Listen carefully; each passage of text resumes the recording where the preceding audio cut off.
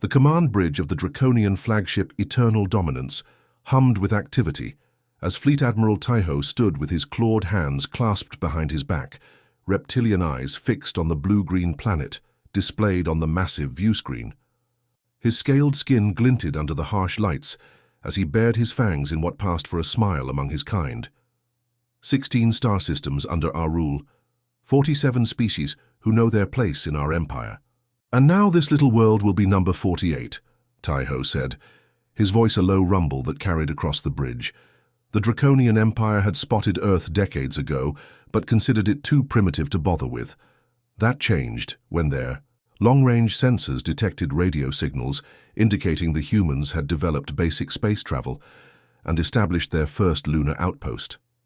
The Draconians had a strict policy about emerging spacefaring races, subjugate them before they became a problem. Emergence from FTL complete, Admiral, reported Navigator Dae-Yun, his talons dancing across the control panel. We've arrived near the gas giant they call Jupiter.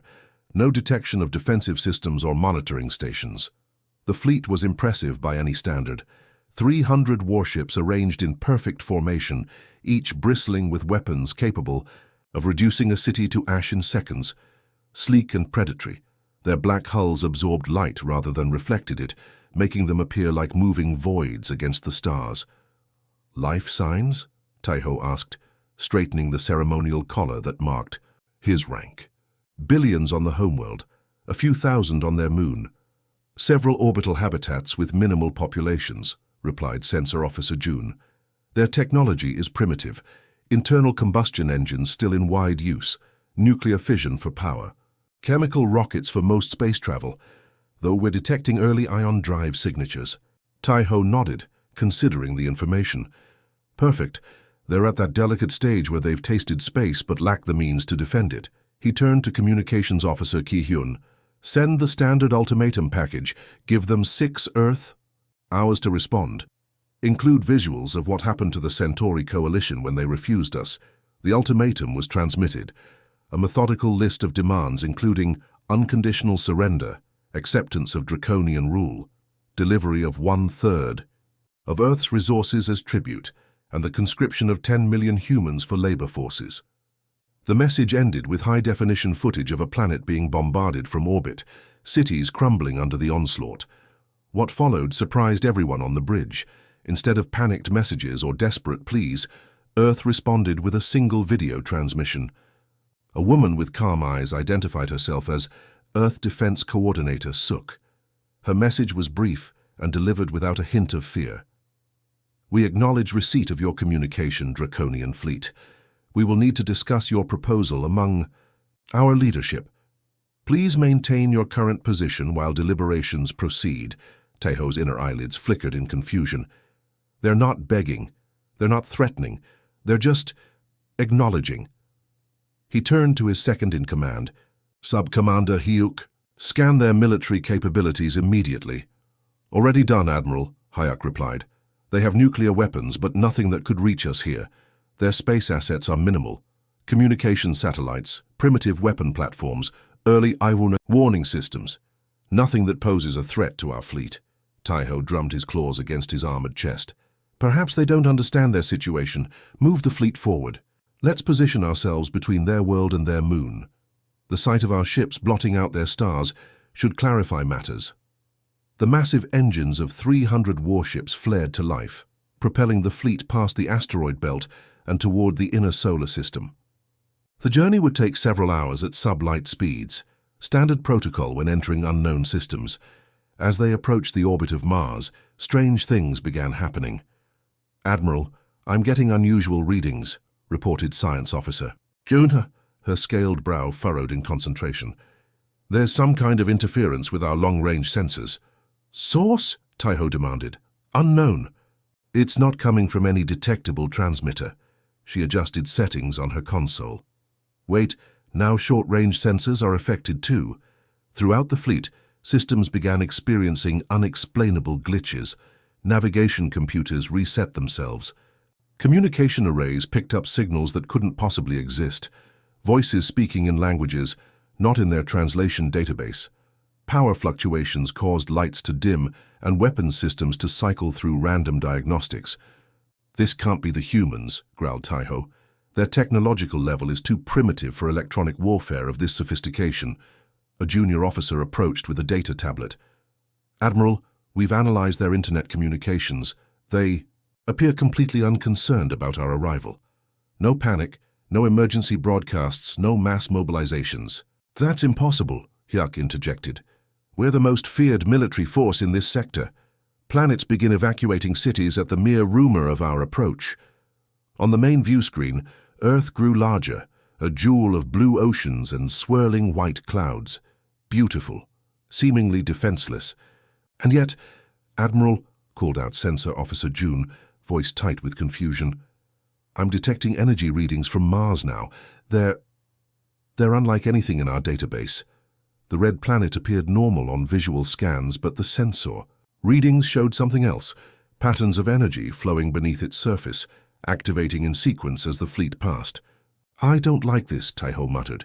He'd conquered enough worlds to trust his instincts. "Prepare to launch reconnaissance drones. I want eyes on—" An alarm blared through the command bridge. "Admiral, Scout Ship 17 has— It's gone." "Destroyed?" Taiho demanded. "No, sir, it's just gone. No debris, no energy signature. It simply vanished from all our sensors." Before Taiho could respond, another alert sounded, then another, and another. The scout ships positioned at the edges of their formation were disappearing one by one, not exploding, not being damaged, simply ceasing to exist. Taiho felt something he hadn't experienced in decades: fear. "All ships, battle positions, shields at maximum, weapons hot," he roared. But against what enemy? Their sensors showed nothing. No approaching vessels, no weapon signatures, no energy buildups. Just the silent blue planet waiting. Chaos erupted across the Draconian fleet as it entered Earth's orbital space. What should have been the moment of their greatest triumph instead became a nightmare no military training had prepared them for. "Admiral Taiho, Battle Group 7 is gone," reported Communications Officer Ki-hyun, his scaled face pale with shock. No distress signals, no debris field. 3 heavy cruisers and their escort frigates just vanished from our sensors. Taiho's inner eyelids flicked rapidly as he processed this information. In his 4 centuries of military service, he had never encountered anything like this. Ships didn't simply disappear. "Show me the last visual," he ordered, claws digging into the armrests of his command chair. The main view screen flickered to life, displaying footage from a neighboring vessel. Battle Group 7 had been in perfect formation one moment, their sleek black hulls gleaming against the backdrop of Earth's blue atmosphere. The next moment, nothing. No explosion, no spatial distortion, no enemy weapons fire. They simply ceased to exist. "Full spectrum scan of the area," Taiho snapped. "Look for cloaked vessels, spatial anomalies, anything."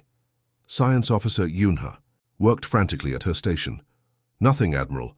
Whatever happened left no trace. It's as if that section of space simply forgot they were there." Before Taiho could respond, another alert blared.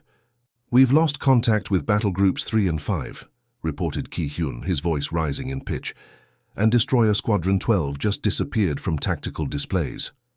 The massive holographic display at the center of the bridge showed the fleet formation's rapidly developing gaps, like a predator's teeth being knocked out one by one. Sub-Commander Hyuk approached Taiho, keeping his voice low. "Admiral, we're losing ships faster than we can track them. Whatever this is, it's spreading through our formation." Taiho nodded grimly. "Order all remaining vessels to pull back to minimum safe distance. Maintain weapons lock on Earth's major population centers. If this is some kind of human superweapon, we'll make them pay dearly for using it." The order went out, but the responses were spotty and confused. Some ship captains reported engine malfunctions. Others found their communication systems responding, with bizarre errors, playing back garbled messages or, most disturbingly, human music. "Incoming transmission from Earth," Ki-hyun announced, surprise evident in his voice.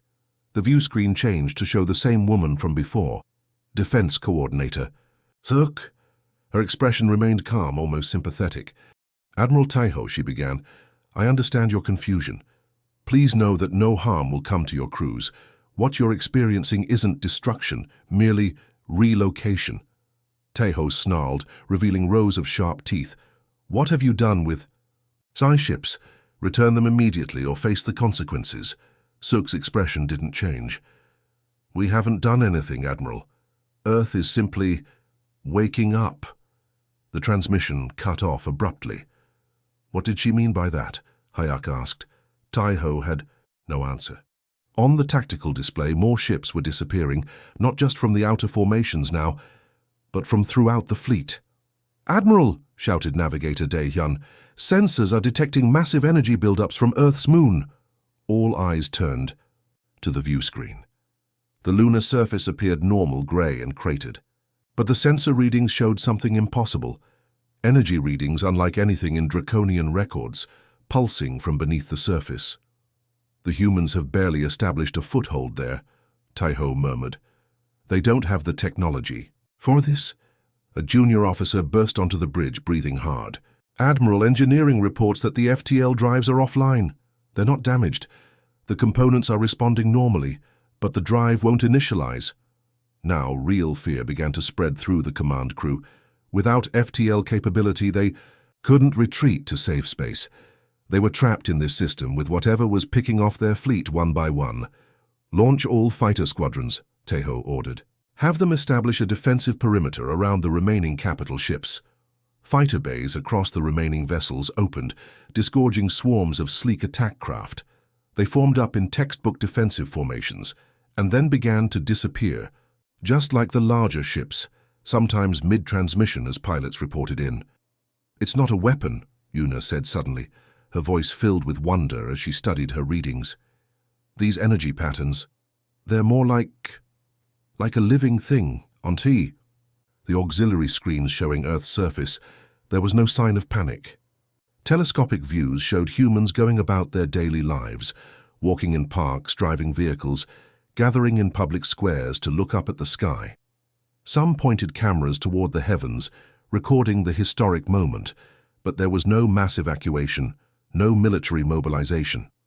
They knew, Tahoe realized aloud, they knew exactly what would happen when we arrived. A massive shudder ran through the flagship.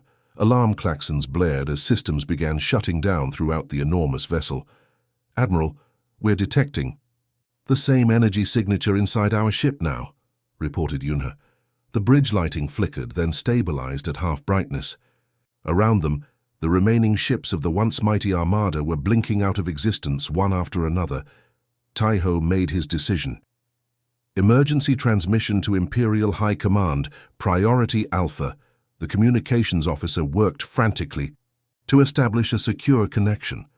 When the link finally connected, the wizened face of Grand Commander Jin appeared on screen. Admiral Tahoe, report your status, Jin demanded. The Earth mission has failed, Tahoe said flatly. The humans possess defenses beyond our understanding. Not conventional weapons, something else entirely. My fleet is being systematically removed from this space through unknown means. Removed? Not destroyed? Jin's brow furrowed. Correct. The humans aren't fighting back. They're just... Tahoe paused, searching for the right words. They're just watching, as if they knew this would happen, as if Earth itself is protecting them. The Grand Commander's expression darkened. Retreat immediately. We'll regroup and FTL capabilities are offline. Conventional engines are failing. We cannot retreat. Tahoe straightened his posture, determination replacing fear. I recommend sending a diplomatic... The transmission cut off mid-sentence. On the bridge of the flagship, control panels went dark one by one. Through the viewports, the crew could see the last few remaining ships of their fleet vanishing like mirages. It's our turn now, Hayek said softly. Tahoe stood from his command chair and walked to the main viewport. Earth hung before him, beautiful and mysterious. In his final moments before the flagship disappeared, leaving empty space where a mighty invasion force had been, a strange thought occurred to the Admiral. For the first time in his long military career, he felt not anger at defeat, but curiosity about what would come next. 2 months after the disappearance of the invasion fleet, a single draconian diplomatic vessel approached Earth's orbit. Unlike the military ships that had come before, the gentle inquiry was sleek and crystalline, designed to appear non-threatening while still showcasing draconian technological prowess. Science Director Do-hyun paced nervously in his private quarters, tail swishing behind him. The Empire rarely sent diplomatic missions. Conquest was their preferred method of first contact, but losing 300 warships without a trace had shaken the Imperial High Command to its core. They needed answers more than they needed another. Victory. "We're receiving a transmission from Earth," announced the ship's communication officer through the intercom. Do-hyun hurried to the bridge, joining Ambassador Ji-woo, who was already studying the incoming signal. On screen appeared Defense Coordinator Suk, the same human who had spoken to Admiral Taeho before the fleet vanished. "Welcome to Earth, representatives of the Draconian Empire," she said, inclining her head slightly. "We've prepared landing. Coordinates for your shuttle and accommodations for your delegation. Earth extends its hospitality to you." Ji-woo and Do-hyun exchanged surprised glances. They had expected hostility, defensive posturing, or at best cautious neutrality, not hospitality. "How can they be so calm?" Ji-woo whispered. "They must know we could report back and trigger an even larger invasion force." Do-hyun's inner eyelids flickered thoughtfully. "Perhaps they believe we can't harm them. After what happened to the fleet, they might be right." The shuttle journey to Earth's surface was tense. The small diplomatic team consisted of Ji-woo, Do-hyun, 2 security officers, and a cultural analyst named Mayan. Through the viewports, they watched Earth grow larger, a world that had somehow swallowed an entire invasion force without firing a shot. Their landing site was a sprawling complex in a region humans called Switzerland. Sleek buildings with curved architecture stood surrounded by mountains and forests. As the shuttle touched down, Do-hyun noted something strange. There were minimal security forces visible. Either the humans were foolishly trusting, or they were so confident in their defenses that armed guards were unnecessary. A small, welcoming party awaited them at the landing pad. Defense Coordinator Suk stepped forward, accompanied by several humans in formal attire. "Welcome to Earth," she said, offering a slight bow. "I'm sure you have many questions." Ji-woo, trained in thousands of diplomatic encounters, found himself momentarily speechless. Finally, he managed, "The Empire wishes to understand what happened to our fleet." Suk's expression turned solemn. "We understand. Please, join us inside for refreshments and we'll discuss what we can." The meeting room was spacious, with floor-to-ceiling windows overlooking a crystalline lake. Representatives from Earth's major nations were present, all watching the Draconians with a mixture of curiosity and caution. "Where is our fleet?" Ji-woo asked once formalities were concluded. 300 ships and over 2 million personnel don't simply vanish." A tall human identified as Council Chairman Hwan cleared his throat.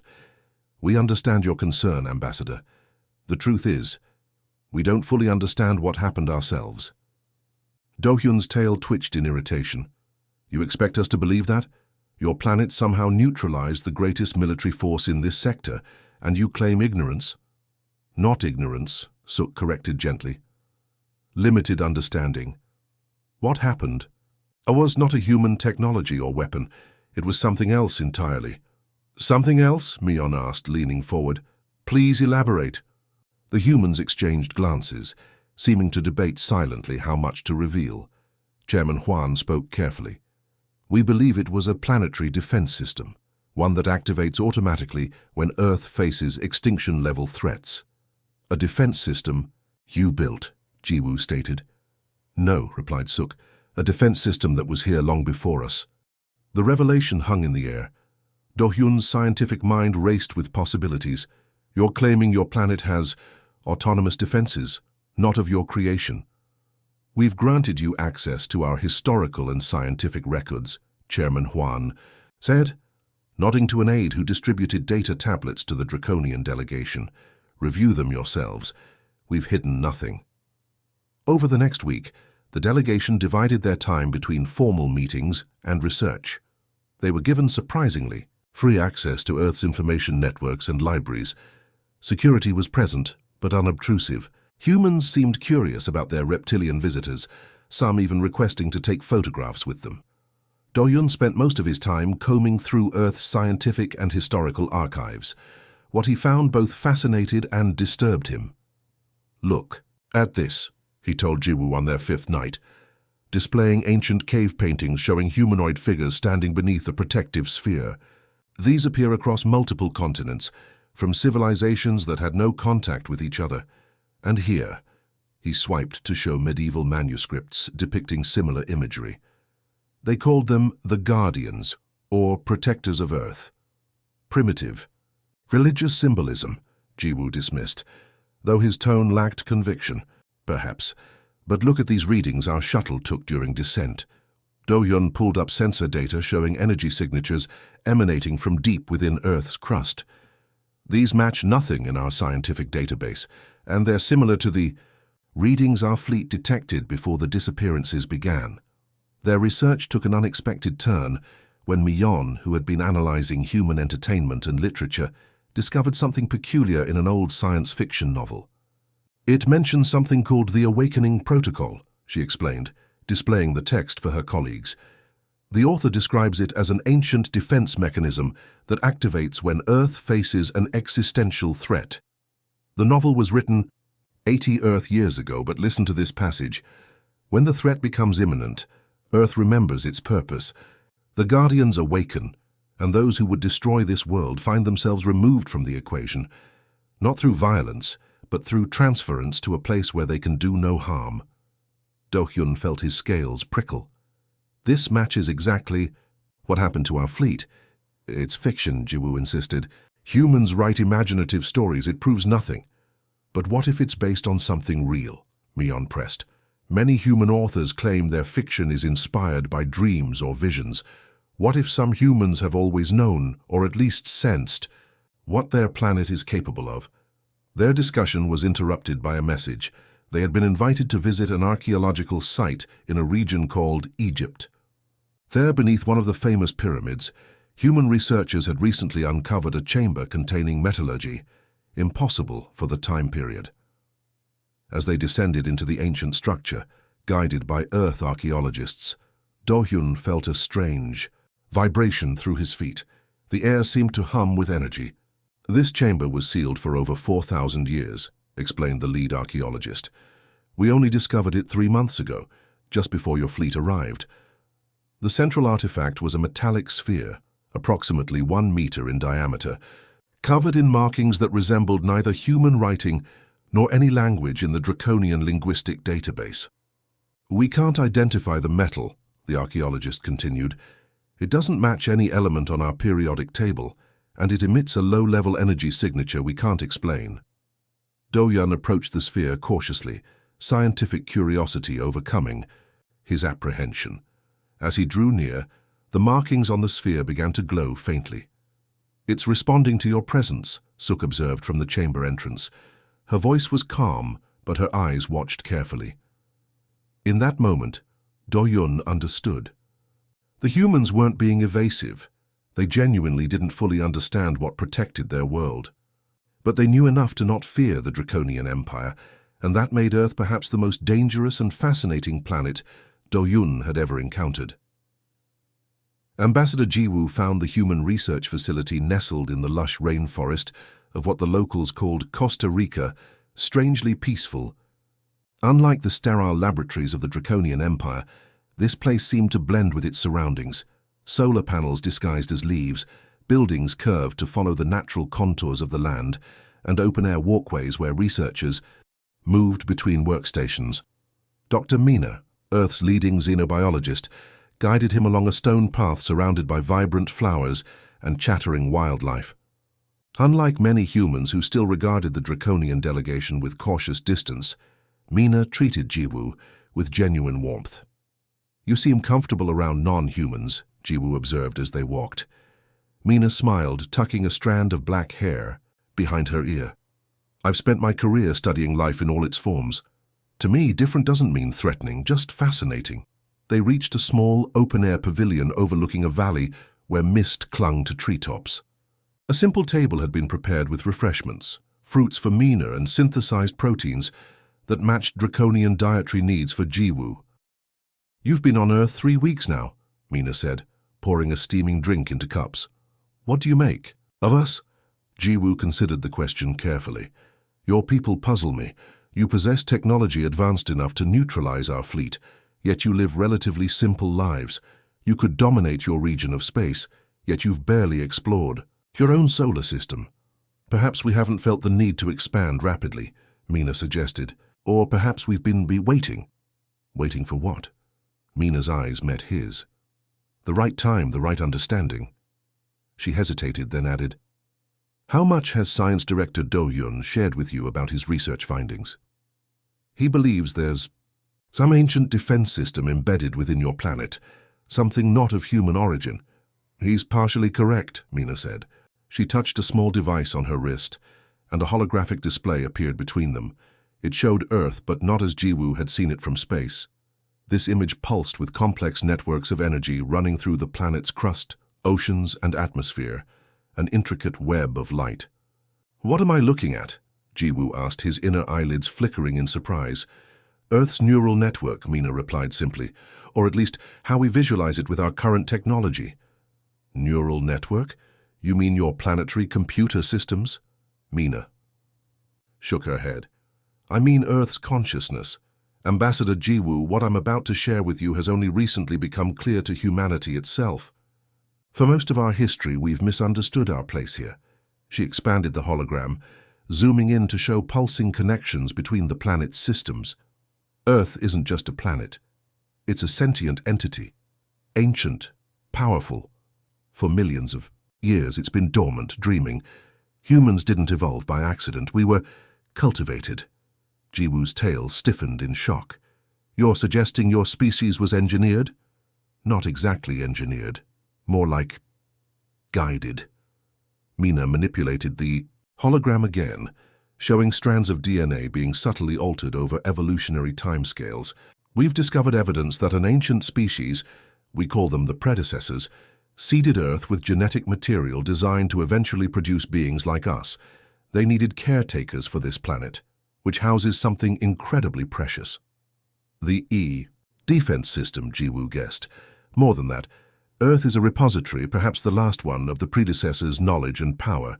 As humanity developed consciousness and technology, we were unconsciously maintaining and protecting systems we didn't even know existed.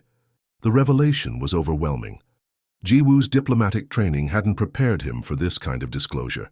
If true, it would fundamentally change the Empire's understanding of this region of space and of humanity's importance. Why tell me this? He asked finally. This information could be dangerous in the wrong hands. Mina's expression turned solemn. Because we need to discuss what happened to your fleet, and you deserve the whole truth. She adjusted the hologram again. This time it showed a simulation of the draconian invasion force approaching Earth, then suddenly disappearing. When your fleet arrived with hostile intent, it triggered what we call the Awakening Protocol.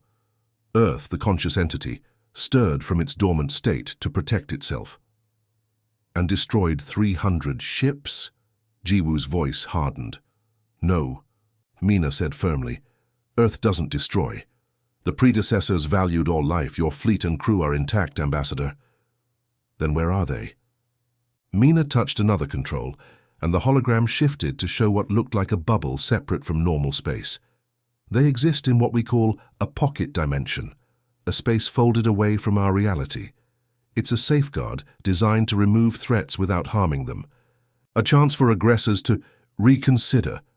Jiwoo stood abruptly, his tail swishing in agitation. If they're alive, return them immediately. The Empire will consider this an act of war. We can't simply return them, Mina explained calmly. The process isn't under human control. And there's something else you should understand. Time flows differently there. For Admiral Taiho and his crew, only a few days have passed. That stopped Jiwoo's protest mid-thought. A few days? But it's been months. The pocket dimension exists outside normal space-time. It's not imprisonment as much as a time-out. The predecessors believed that with time to reflect, most beings would choose peace over conflict. Jiwoo sank back into his seat, mind racing. This is difficult to believe without proof. We can provide it, Mina said. She hesitated, then added, Would you like to speak with Admiral Taiho? That's possible? Mina nodded. We've established limited communication. Come with me. They traveled to a facility built into the side of a dormant volcano. Inside, human scientists worked alongside complex equipment that hummed with energy. At the center stood a crystalline structure that reminded Jiwoo of draconian meditation. Chambers. This is a communication node, Mina explained. One of several around the planet that connect directly to Earth's deeper systems. A technician approached. We're ready, Dr. Mina. Mina gestured Jiwoo toward the crystal. Stand here. Think about Admiral Taiho. The connection works better with familiar minds. Feeling foolish but desperate for answers, Jiwoo did as instructed. The crystal began to glow and suddenly the air before him shimmered.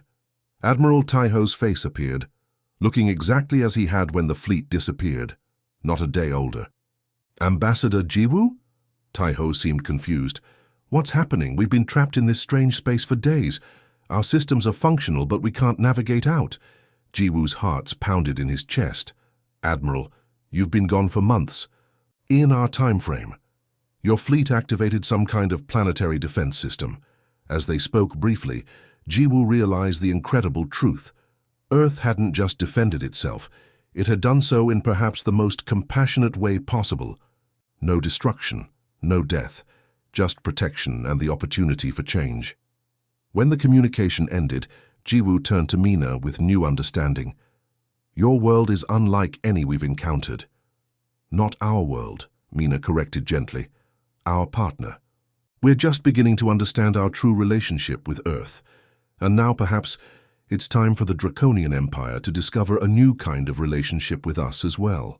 The Grand Council chamber of the Draconian Empire buzzed with unprecedented activity. Representatives from all 16 conquered star systems had been summoned to hear the report from Earth.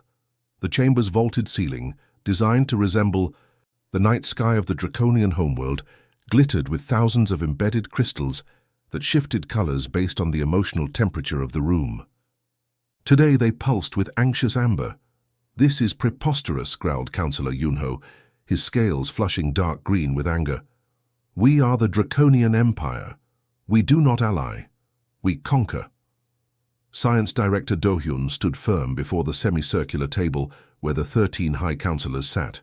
Ambassador Jiwoo stood beside him, both still wearing the formal Earth attire they'd been gifted, clothing woven with subtle technology that adapted to their reptilian physiology. The evidence is irrefutable, Do-hyun replied calmly. Earth is not merely a planet. It is a sentient repository of predecessor technology and knowledge. Attempting to conquer it would be like trying to capture a supernova with your bare hands. The Supreme Councillor, an ancient draconian named Jihu, whose scales had faded to pale gray with age, leaned forward. And the fleet? You claim they will be returned? Yes, Supreme Councillor, Jiwoo answered. The humans have established communication with Earth's deeper systems. The release is scheduled for tomorrow, their time. As if on cue, a junior officer burst into the chamber, a breach of protocol that would normally result in severe punishment. Councillors, we're detecting massive energy signatures near the homeworld. Ships are appearing in orbit. It's the missing fleet. The council chamber erupted in chaos as officials rushed to nearest viewports. Outside, in the velvet blackness of space, ships were appearing one by one, the lost Draconian armada materializing as if by magic. Hours later, Admiral Taiho stood before the council. His uniform was pristine, his posture perfect as always, but something had changed in his eyes, a depth that hadn't been there before. Report, Admiral, ordered Supreme Councillor Jihu. The fleet is intact, Taiho stated. All personnel accounted for. From our perspective, only 7 days passed while we were elsewhere. He paused, searching for words to describe the experience. We were in a space unlike any I've encountered, a pocket of reality where we could observe Earth but not reach it. Our weapon systems no longer function, though all other ship systems are operational. They neutralized our entire armada, Councillor Yunho hissed in disbelief. Without destroying a single ship or harming a single crew member, Taiho confirmed. This was not an act of war, but a defense mechanism designed with extraordinary compassion. The council chambers fell silent as the implications sank in. For a species that had built its entire civilization on military might, encountering a power that could neutralize them completely, yet chose not to destroy them, was paradigm shifting. "I've seen their world," Taiho continued. "While in that pocket dimension, we could observe Earth. Their cities built in harmony with their environment, their technology advancing not for conquest, but for understanding. And beneath it all, the living planetary consciousness, asleep but stirring." Supreme Counselor Jihu's ancient eyes narrowed. "What are you suggesting, Admiral?" Taiho straightened, his decision made. "I am formally requesting to serve as special envoy to Earth, not to plan conquest, but to negotiate an alliance." The word hung in the air, alliance. In 5,000 years of draconian history, they had never allied with another species. Others submitted or were destroyed. There was no middle ground. Until now.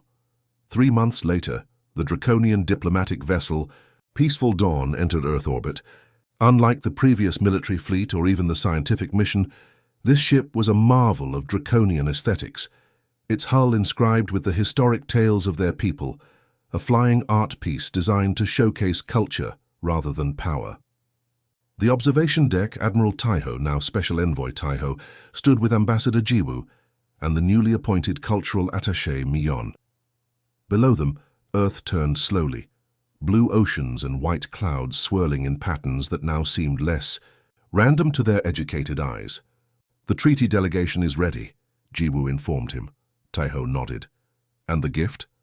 "Secure in the ceremonial chamber," Mion confirmed. "The crystal library containing our complete historical and scientific archives, 5,000 years of draconian knowledge. An unprecedented offering." Their shuttle descended through Earth's atmosphere, breaking through clouds to reveal the meeting site, a massive floating platform constructed in the middle of the Pacific Ocean. Representatives from every human nation waited, along with observers from 3 other galactic civilizations who had rushed to Earth once news of the Draconian Alliance proposal had spread. As Taiho stepped onto human soil, he felt a subtle vibration through his feet. The same sensation reported by Science Director Do-hyun during his first visit. Earth was aware of their presence. Defense Coordinator Suk stepped forward to greet them. "Welcome back to Earth, Special Envoy Taiho." "Thank you for receiving us," Taiho replied, with a formal bow, a human gesture he had practiced diligently. "The Draconian Empire comes seeking not conquest, but connection."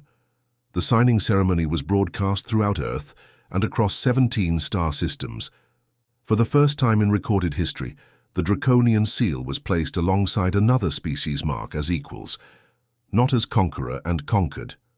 As the formal proceedings concluded, Dr. Mina approached Taiho privately. "You've changed quite dramatically." "Admiral, the pocket dimension changed me," he admitted. "We had days to simply watch Earth, to observe humanity. I saw children playing in parks, artists creating beauty, scientists working to heal rather than harm. And beneath it all, I sensed Earth itself, ancient, wise, patient. And this convinced a conquering empire to seek peace." Taiho's inner eyelids flickered in what humans now recognized as thoughtful reflection. "We Draconians pride ourselves on recognizing superior power. For millennia, we believed military might was the ultimate expression of advancement. Earth showed us something far more powerful, the strength to protect without destroying, to defend without hatred." In the weeks that followed, ships from a dozen civilizations arrived in Earth's orbit, some curious, some cautious, some openly hostile, but each encountered the same quiet, unassailable defense. Earth needed no warships or battle stations. It simply was, an ancient guardian awakening after millions of years of slumber. With humanity as its voice and hands, the galaxy would never be the same. The end.